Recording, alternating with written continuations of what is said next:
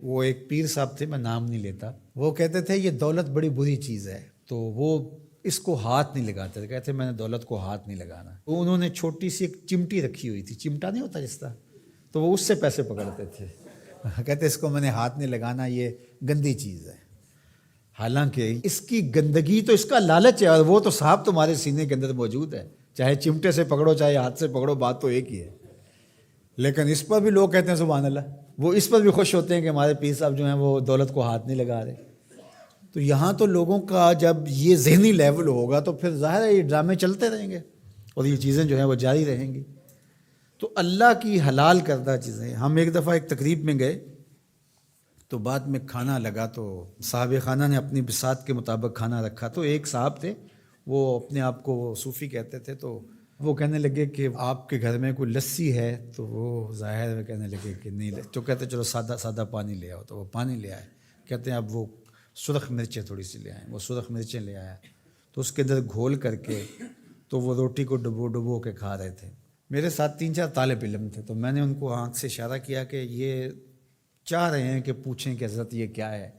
تو میں نے کہا آپ نے بھی نہیں پوچھنا، لیکن خود ہی پھر کوئی 5-7 منٹ کے بعد وہ میں اصل سبزیاں گوشت کچھ بھی نہیں کھاتا، بس یہ لسی لے لیتا ہوں، اس میں یہ تھوڑا سا مرچیں ڈال لیتا ہوں اور روٹی سے میں، یہی میرا 12 سال سے یہ عمل ہے۔ تو نہ پھر لسی ملے تو پھر اس طرح پانی میں،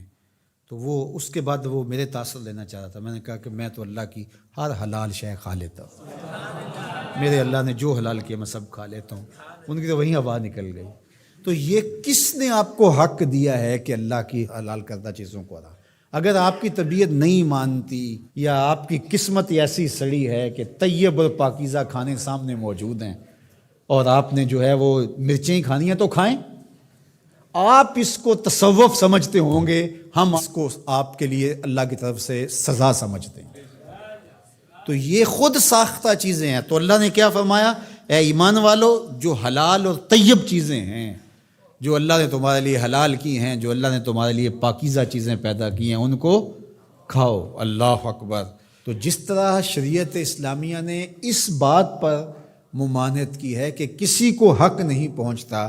کہ اللہ کی حرام کردہ چیز کو حلال بنائے کسی ہیلے بہانے سے یا کسی طریقے سے، اسی طرح کسی حلال کو بھی حرام بنانے کا کسی کو حق نہیں ہے کہ جس چیز کو اللہ نے حلال رکھا ہوا ہے، پاکیزہ بنایا ہوا ہے، اس کو اپنے اوپر حرام کر دے۔ یہ شیطان کی پیروی ہے کہ خود کہنا کہ میں اس کو اپنے اوپر حرام کر لیا۔ تم کون ہوتے ہو اپنے اوپر حرام کرنے والے جب تمہارے خالق نے تمہارے اوپر حرام نہیں کیا ہے؟ ہاں، اگر کسی چیز کی طرف مزاج کسی کا نہیں ملتا، اور وہ بہت ساری سبزیاں ہیں، بعض اوقات ماں کو شام کو مسئلہ ہوتا ہے کھانا پکائیں تو میرا یہ بچہ یہ چیز نہیں کھاتا شوق سے اور فلاں بچہ یہ نہیں کھاتا، تو وہ ایک الگ چیز ہے۔ وہ انسان کی رغبت طبعی کسی چیز کی طرف ہونا نہ ہونا، یہ کسی کا مزاج ہے، اور اس مزاج کے بارے میں کسی کو زور بھی نہیں دیا جا سکتا، لیکن اس کو حرمت کے درجے پہ لے آنا اور اس کو اس لیے استعمال نہ کرنا میں نے حرام کر رکھا ہے اپنے اوپر، تو یہ درست نہیں ہے۔